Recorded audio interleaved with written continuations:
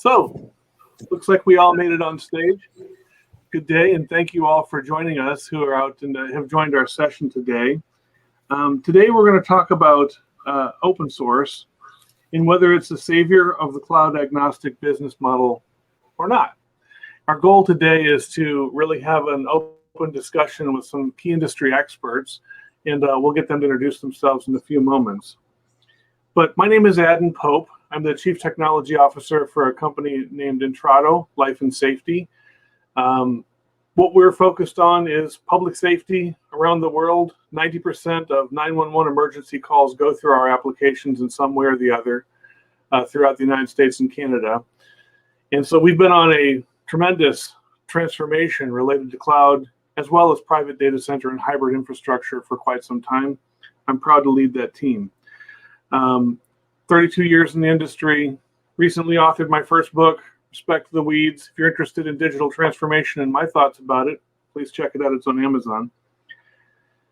As an introduction, cloud has changed the world. We all know that. And as IT industry, leaders ourselves, we all recognize the tremendous opportunity and the tremendous challenges that the cloud technologies have introduced in our lives. It's allowed us to really move into a world of digital transformation. It's allowed us to do things that would have been extraordinarily capital intensive and really prohibitive in the past. But it also has created some opportunities for us to look at automation. There are hyperscale cloud providers today provide amazing benefits. How do you choose which one to go for? How do you choose which one to become your home? And how do you choose automation platforms that enable you to operate really as efficiently as you'd like to do to take advantage of those hyperscale advantages? These are the sort of things that I think as CTOs and CIOs around the world and technology leaders we're focused on and need to be focused on, because the rate of change is increasing. And the rate of change in our customers' expectations, our need to get to the market as fast as possible, as securely as possible, in cost-effective manner as possible is only increasing. Open source, as we know, has been both a catalyst for and really the fuel for the digital transformations around the world. But I love to quote one of my colleagues from AT&T, open source is as free as a puppy. It's not free. There's a significant expense associated with it. The choice we select around cloud automation platforms based on open source or not, come with long-term implications about our operational expense and our license expenses and CapEx expenditures. So that's what we want to talk a little bit about today. Before we get into that, I'd like to introduce my panel of esteemed colleagues and speakers. Just spend a few seconds, if you don't mind, and I'll kind of go one by one. Jacob, I'll start with you. Just if you don't mind, where you're coming from, what you do, who you respond, where you work for. Great. Hey, nice to see you all. I'm calling in from New England, outside of Boston. I co-founded a company 5 or 6 years ago called Packet, which was really focused on democratizing physical infrastructure for developers. Now I'm working for Equinix, which acquired our company last year. So sort of bringing developer experiences into the world's largest provider of data centers and connectivity. And I like to say I lead front of house, which is everything about customer experience, digital experience, integrations, developers, marketing, all the good stuff that's not engineering. So great. Thank you, Jacob. Really appreciate having you here. Geoffrey, let's move over to you. Hi, I'm Geoffrey de Smet. I'm working with open source for about 20 years now. I started my own open source project 15 years ago, nothing serious, just a hobby. Somewhere along the line, it became very serious, very enterprise, and nowadays it's called OptaPlanner. It's used all across the world for solving AI, artificial intelligence planning problems like employee rostering, vehicle routing, and that kind of things to optimize those better. 10 years ago, I joined Red Hat. And of course, Red Hat is sponsoring the OptaPlanner project. So, and I'm involved in a couple of dozen open source projects. I've contributed to many of the big ones in the Java industry. Thank you, Geoffrey. So happy to have you join us. Let's move to Arvind. Hi, everyone. My name is Arvind. I'm based out of Austin, Texas. Recently, I joined Vele as CTO for North America. I'm responsible for product and technology strategy and success with our customers. Prior to joining Vele, I worked at Nokia and Alcatel-Lucent for almost 14 years or so combined. My background has been building products, working with product management, engineering, sales, and actually deploying very large-scale, high-performance systems on cloud and on-premise. So recently, I started looking into serverless technology, and I'm really interested in that, and also how we can be successful with cloud and cloud-agnostic. And we'll have good discussions today. Very happy to be here. For joining us. And then last but not least, Alex, if you don't mind, tell us a little bit about yourself. Yeah, I started off my career working at an enterprise company, big payroll provider in the US, and built up my chops building large-scale applications with quite a traditional stack, and then slowly but surely educated myself about open source technologies, different tooling and programming languages, and eventually started building my own projects, much like Geoffrey. And they all start out small, and some of them stay like that, but a percentage of those go on to become very large. And that free puppy, yeah, it's really not free. And so what I'm doing right now is maintaining that.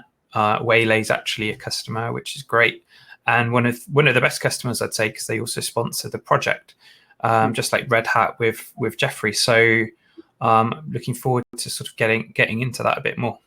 Great, thank you so much.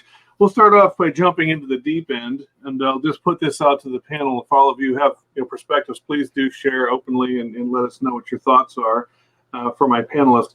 Do you think the future of automation platforms for the cloud are cloud native, or do you think they're multi-cloud inherently? And that's sort of a complex question, but it comes down to like cloud lock-in or not. And I will tell you, in my experience, the only thing I've ever learned in this last 30 plus years is one size doesn't fit all, and it always depends.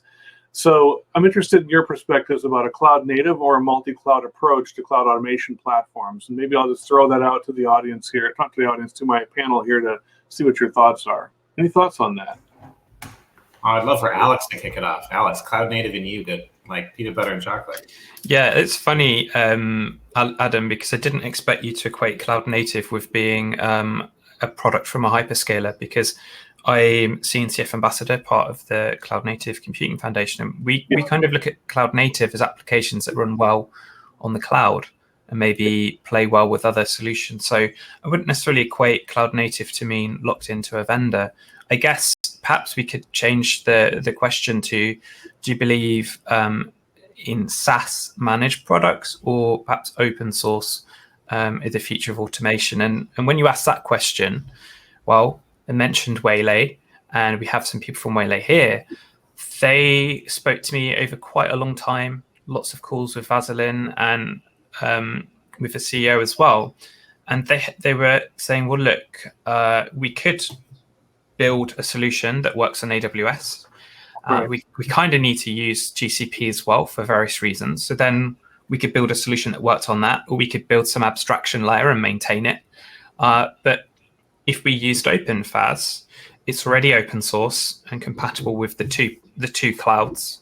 We can make that the common denominator. And where we need specific services from a cloud provider, like an API gateway, we'll go and use something like Kong. And in a similar way, pay them for the support, because when you do need to go and take that free puppy to the vets, it could be very costly if you don't have a number, right? You have to go on a waiting list to register. And so it's a little bit about managing the risk. And then I think to some extent, you're probably going to have at some point different trade-offs, right? The managed platform for AI, for like SageMaker from AWS, is about as easy as it gets. You really don't have to think about anything or integrate any tools, and it works for your billing that you've already got. Probably the right place to start for some people, but then at a certain scale, it really changes depending on your needs. I appreciate that, and I appreciate the refinement of the question. I think I'm interested in your other panelists' perspective on that. I will say that, being in the role of my current role and previous roles as being the user of this technology, I fully agree and accept that we need a 1-800 help. because when you get into a production environment, you definitely want that expert support. At the same time, it is extremely attractive to when you go and look at, Azure, for example. It's attractive to you to look at their native functions and to say, like, well, wait, why wouldn't I adopt those? I'm going to pay a tremendous amount of money for those, and or AWS. But I think, but at the same time, all of them have adopted open source implementations and made those commercially available. So anyway, that's what I meant by sort of the construction of the question. But I'll turn it over to the panel and other thoughts. Maybe Geoffrey, I think you had something to share. Yeah, I think the main concern here is vendor lock-in, right? If you specifically use those Azure specific functions, you can never switch to AWS. You can never switch to Google Cloud Compute Engine, and this, of course, comes with a risk. Right? There's a risk that they increase the price, and that you're stuck with that. You can't just move away to new technology stock overnight. There's also a risk that if they see the metrics, it's a good product, and they deliver a similar product, that they would somehow undercut your functions, right? That's why I think we're seeing in the industry that, if you look at on a cloud level, everybody's building their Kubernetes platform, right? Docker Kubernetes has become more, for good or bad, the standard on which people are focusing, right? So, and what we're seeing on top of that is that several companies are building a Kubernetes platform. Red Hat is one of them with the OpenShifting. I think, I'm not sure what, I presume Alex is a bit similar here, where they're building a stack that actually can switch from one that can work with multiple of these clouds and switch between them. There's a downside to, of course, is then you're working on those functions, right? And then, of course, this is, again, even if it's open source, even then you need to call an 800 number for if the puppy is sick, right? Thank you for that. Any comments from Jacob or Arvind on this before we move on? I would add one thing. I mean, I think cloud means a lot of things to different people. And one of the interpretations is that it's an experience, right? It's about automation. It's about moving faster. It's also about having an operational partner, at some degree, and so choosing where you want to take on operations and where you don't. I think is part of this discussion. One thing I would encourage, especially as we look towards open source and moving kind of maybe certain technologies to the front of your priority list, is thinking, well, if in the future if in the future I wanted to run a marathon, I should probably start jogging, right? I probably should. And if in the future I want to have, choice and independence, I should probably be practicing that to some degree. Now, whether or not that needs to be your full strategy right now, or you have other priorities, okay, right? But I think the idea of kind of where you're going on your technology lifecycle in your business is important to kind of map out further than the immediate. And so that's part of, I think, the choice we have to make. I do come back, though, to this idea of people are looking for operated models, whether it's operated open source or operated closed source. We're seeing that as a macro trend that's really important. Whose infrastructure it is, how it works, whose code it is, I think is negotiable in many, many situations. Great, thank you. Yeah, thanks. I would like to add one thing. I think Geoffrey mentioned about cloud vendor lock-in, which is actually a very important point, that you get locked in typically. If you're doing a SaaS, you really don't care because you can be on that cloud for a long time. But if you're not doing SaaS and you're doing a platform like Vele, which builds platform, and our customers could be big enterprise, and our customer could be even a company can have both SaaS and platform-based solution where they are multi-cloud. So security is one of the top one, because security, yes, you will have firewalls, but you may not have application level security that you need for your specific products when you are attached to a specific cloud. So that gives you security and vendor lock-in could be two major points. And also, if you are using multiple clouds, then you can use specific features, which are best in breed features for different clouds.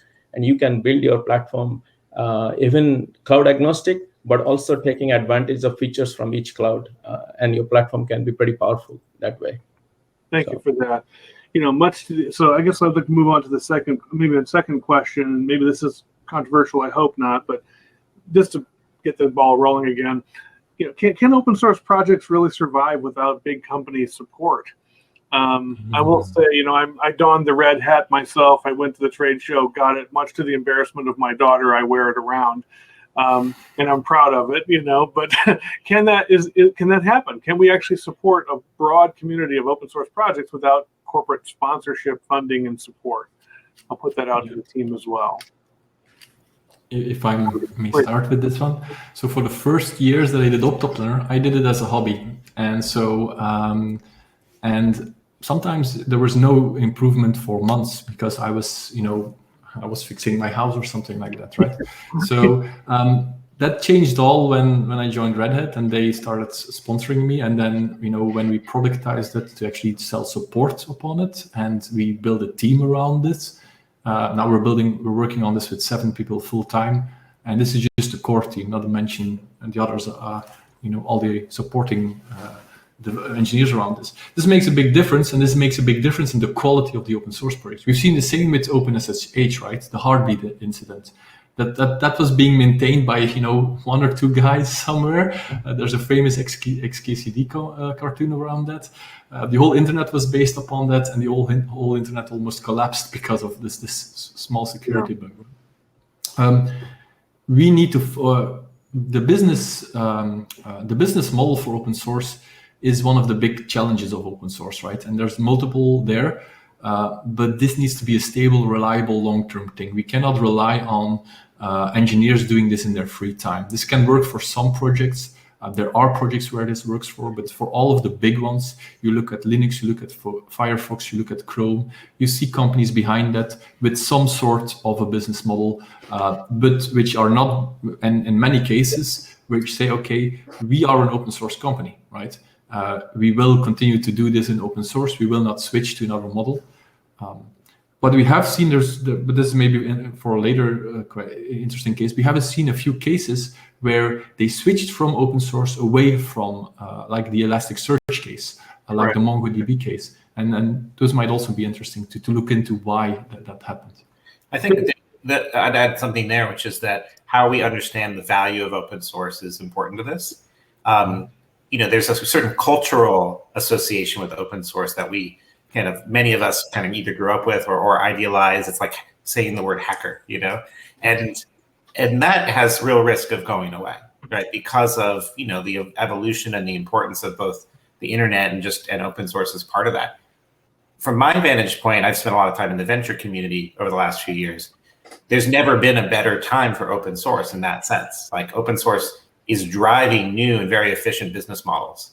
But it's coming with capital in many ways. I think this idea of and Geoffrey, kind of you represent it, Alex, you too, had both started open source projects that were because you saw a need, and that sort of like kind of almost, amateur curiosity with your skills, but on your free time becomes important.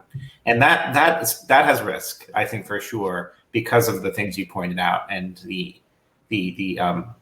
kind of accelerated way in which companies are adopting open source and more comfortable with it, but haven't yet figured out always how to pay for that, unless it's kind of through a hosted model or something else behind a venture company. I have, please, I guess, experience with this since probably 2016. And I've tried a number of these options. I wouldn't say that sponsorship, although it's welcomed, is a way to sustain projects. There is one that I can think of, which is Vue.js. For some reason, as envious as I am, that is one where they have, I guess, five to six figures of revenue per month of people that are just like, yeah, we need this. But then you look at articles that we've seen recently on Babel, the JavaScript transpiler, they're really suffering, and curl, which is one of the projects probably even non-engineers are using, right? It's been maintained for 25 years, essentially by one guy. He's now got an arrangement. A similar project would be Caddy, that was again maintained just by one guy in his bedroom, and eventually a company bought it from him. also at one point a company hired him to work on it and they got the support deals from it. But none of these are really ideal. So I don't think sponsorship is really viable. So the first and de facto one is you work a full-time job and you work overtime on the open source project.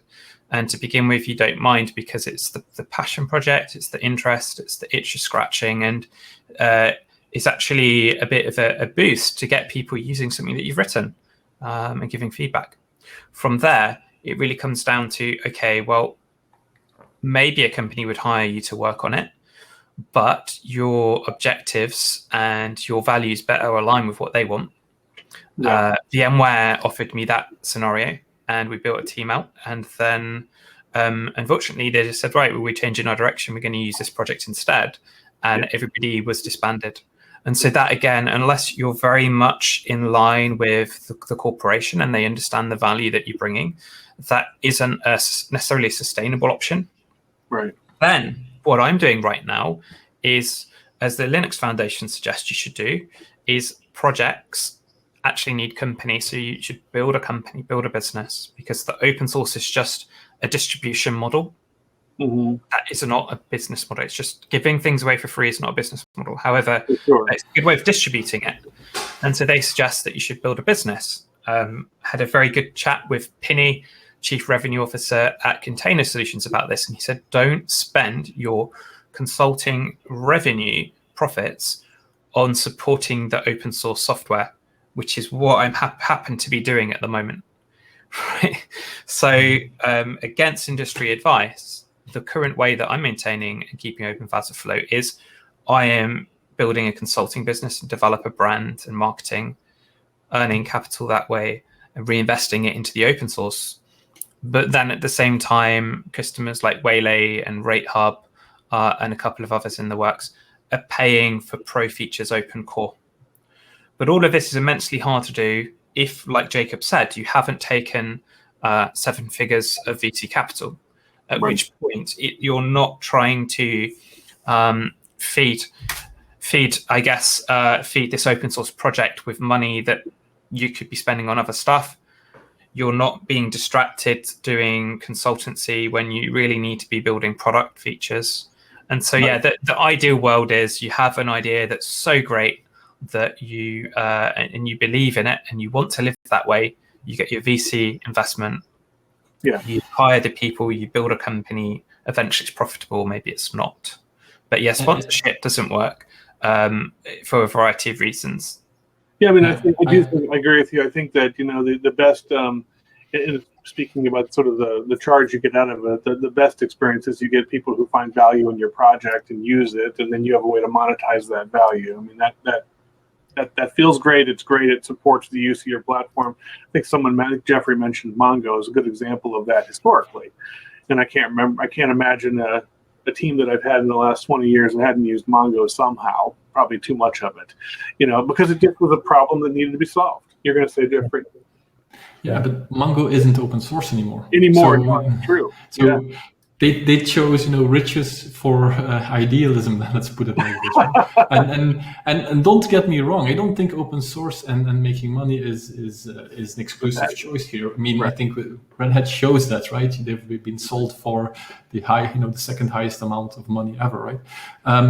But what is interesting is that if you look at the models, right? I agree with Alex. Sponsorship doesn't work. That's Vue.js can do that. Why can they do this? Because it's so a boilerplate piece of software that everybody needs, that if 0.001% of their users give them $100, they actually can fund the project, right? I mean, most projects don't have that luxury.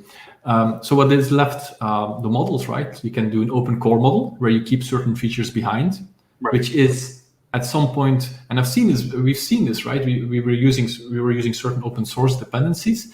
They are on open core, which means that the features we actually need will never be implemented. So we switched away from them to better alternatives. But that's a good way to do it. Open core is a really good approach, especially for startups these days today. Another approach is what Red Hat does, is they excel support and consulting. That's an extremely hard way to do. There's actually 2 companies who do this, Red Hat and Hortonworks, if I'm afraid, who are really really became successful with this. Most of the others are open core models, right? Very good. Or hosted models, right? Or hosted hosted models where they operate the software for you as a service for you. And I think that so Arvind, you're going to say, I don't want to. I agree with one of the points that Alex made earlier, which is, you want corporate support, but then the corporate may have an agenda, so it has to be totally aligned. If the corporate agenda is not aligned with your agenda, then it can just collapse. But one of the things that I also wanted to point out that Linux has been successful also with a lot of work behind the scene by IBM. IBM builds the AIX operating system, but they also put a lot of people behind the scene with adding more security features, adding other features to Linux kernel. And also, Facebook with Cassandra, or even Apache Kafka. A lot of work came from LinkedIn. So corporate is behind the scene. They have put money, they have put resources, because you still need a lot of people to develop code. But alignment is crucial. If there is no alignment, it will just break down. Yeah, that's true. I guess I wanted to, maybe I'll share a little perspective. I mean, being the user of, we don't produce open source in my business. Okay, we utilize a tremendous amount of open source in my business, and that's been the case for most of my career. I started off before open source was a thing. Okay, all right. But anyway, thank you for all of those amazing inventions you all have made.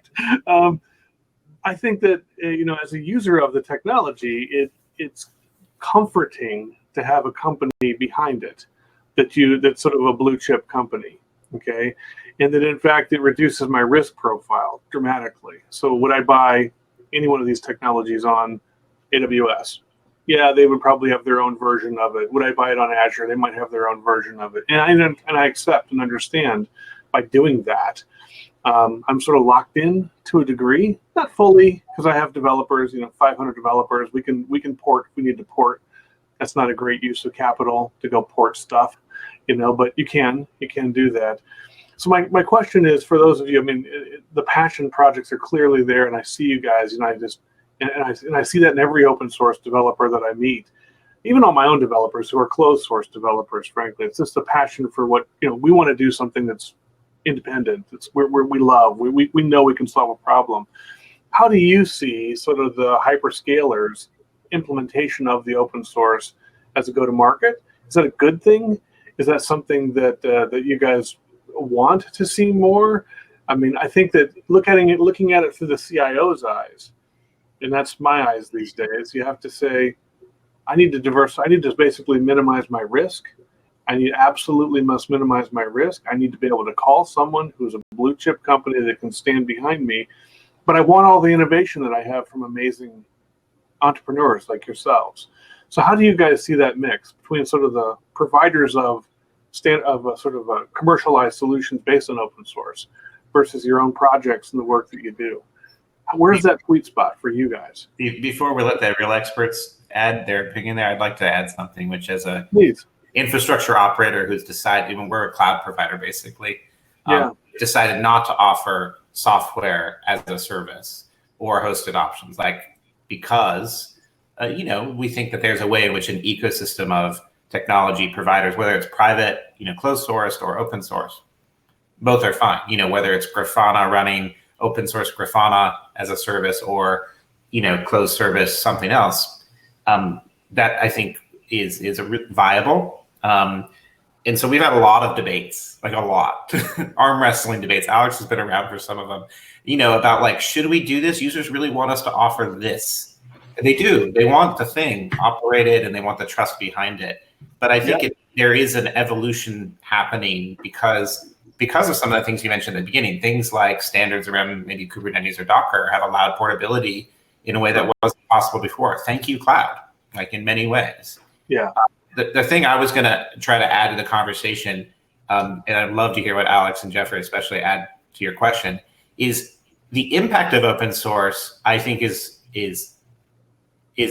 first of all ridiculously large, and has a very strong future. And one of them is just the idea of working in the open and working collaboratively. That sort of innovation concept is so hard to institutionalize, but open source has done it really well. and I think has transformed a lot of our companies, and maybe all of our companies, to be, looking at that as a model and saying, how do we replicate or build on top of those things that open source really kind of just did, because of its original model. But now it's become, I think, a business strategy and a technology and collaboration strategy that's undeniably important. So open source, I think, has a bigger meaning than simply open or closed or business models. It's really fundamentally changed how we work. Yeah. I mean, you mentioned, I know there's a book that you're quite keen on in your team, Ask Your Developer. And I think to some extent, what we've seen in open source has been adopted within certain organizations and called inner source.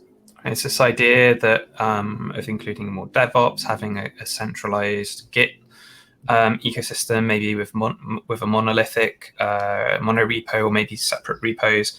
Particularly at Compare the Market was a local company in the UK, and I went to speak to them, and we can see what you've done with open source. Come and tell us how we can apply that to our own internal teams and code, because we want to work in a similar style. And they've been developing practice around that as well.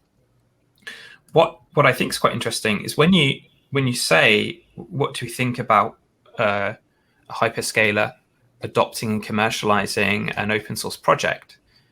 To Geoffrey's point earlier, it's quite likely that project is developed by somebody who's doing it voluntarily in their own time, right, and pouring their heart and soul into it. So there was an incident that happened with AWS where a Puppeteer plugin was taken and commercialized. Even the documentation was kept verbatim the same, and they just changed the name and started to charge users for it and pay nothing back to the creator.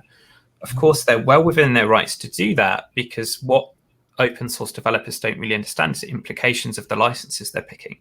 Because when we have the ideas, we're not putting a lot of thought into that. We're just going along with what everyone else is doing. Or MAT sounds good. Yeah, right. One of them. Or we hear that nobody will use a GPL licensed software, so we stay away from it. However, another aspect here for you is hyperscaler code like S3. Yeah, it's now being democratized by open source companies. You have Ceph and you have Minio that you can deploy and run on Equinix Metal on Jacob's infrastructure. And so we have a little bit of the opposite. And then you have compatible interfaces, which is like the promised land of all of this.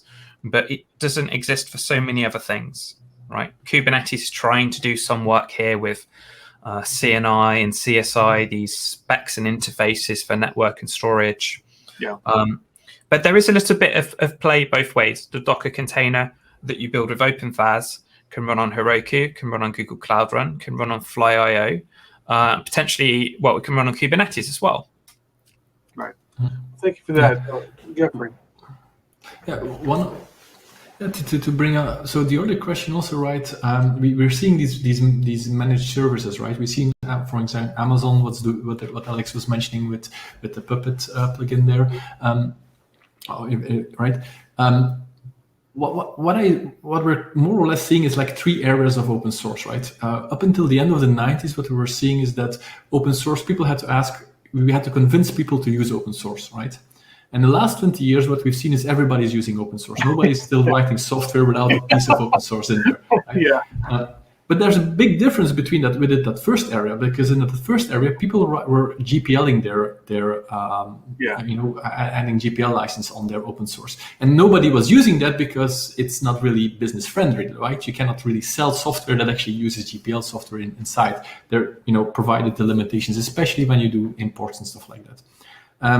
And so what happened is then the MIT license, the BSD license, the Apache license, those three big licenses, most of the software we use today, if we're talking about a Vue, if we're talking about Angular, React, if we're talking about anything in Java, it's all these three licenses. And as if you start an open source project and you don't pick one of these three licenses, nobody's going to use your software anyway, right? One of the big advantages of open source, besides having other people technically looking at your code, hopefully finding bugs and exploits for you and sending pull requests to fix those, is that you get free marketing. People can try out your stuff for free, right?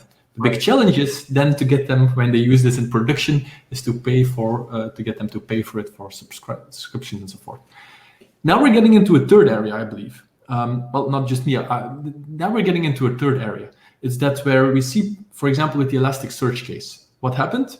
Amazon said, okay, Elasticsearch. What was Elasticsearch? They had an Apache license open source project, and they were providing a cloud service for that, and they were monetizing on the cloud service for this Apache license open source project. And what Amazon did is they said, okay, just like what they did in Alex's case he showed earlier, they took that and they made Amazon up Elasticsearch. Now, if you look at the license, which was an Apache license, they could do this, right? Arguably, legally, they could do this. The only thing they couldn't do is actually call it Elasticsearch, which they did, which is a clear trademark violation, I would argue. But again, I'm not a lawyer here. And that's a threat for open source. I don't know how open source will react to this. It's as if the customers are no longer actually buying software to be used inside their software, but actually sending, calling external services, they might care less if this is actually open source or not, or if they are using open source, if the actual maintainers are actually being paid. No, I appreciate that. I do think that this is a world of better together. There's not really, we want to see in a world where, sort of the commercial engine that drives sort of adoption at scale compensates the producer of the value, which is the open source project, and I think that's one of the big debates here. As a consumer of it, I want to see that. I want to see all parties do well because I want them all to be there. And if they don't do well, they're not going to be there. What I'd like to do is sort of a last question before we open it up to the audience as far as questions. We have a few coming in. Is just discuss the automation platform itself. I mean, is open source really the sort of the key catalyst for automation in a multi-cloud environment? I think that everything I want to do in my operations is automate. I want to automate everything I possibly can. Kubernetes gives me an opportunity for that. CI/CD, so all this stuff we talk about, DevOps, all this stuff gives me an opportunity to do that. Can automation truly be, because of open source, cloud agnostic? That's the question I wanted to kind of conclude with this conversation before we go to questions and answers. I'll throw that out to the team. So a classic example would be Terraform. Yeah. If you've touched any kind of infrastructure, you've probably heard of it. If not, you might already be using it. We wanted to deploy FASD, a new version of OpenFaas that didn't need Kubernetes, just for a single VM, using Cloud Init, so the script that boots up on VMs and cloud hosts. To write the Terraform, you basically have to write it for every different cloud and use a different provider and maintain it separately. Sometimes you can create modules that repeat some of the behavior.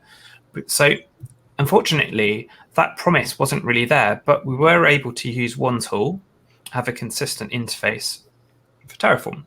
When it comes to deploying an application to Kubernetes, let's say something like Cassandra DB, then I can just go and find the Helm chart, and that will probably be one Helm chart for all clouds. However, if you look at the enterprise documentation for almost any Kubernetes project that's productized, why is there a getting starting guide for 12 different Kubernetes services? Right. Go and look at Istio. You'll see, because there are changes in specific characteristics, regions, limits, and goodness knows what else.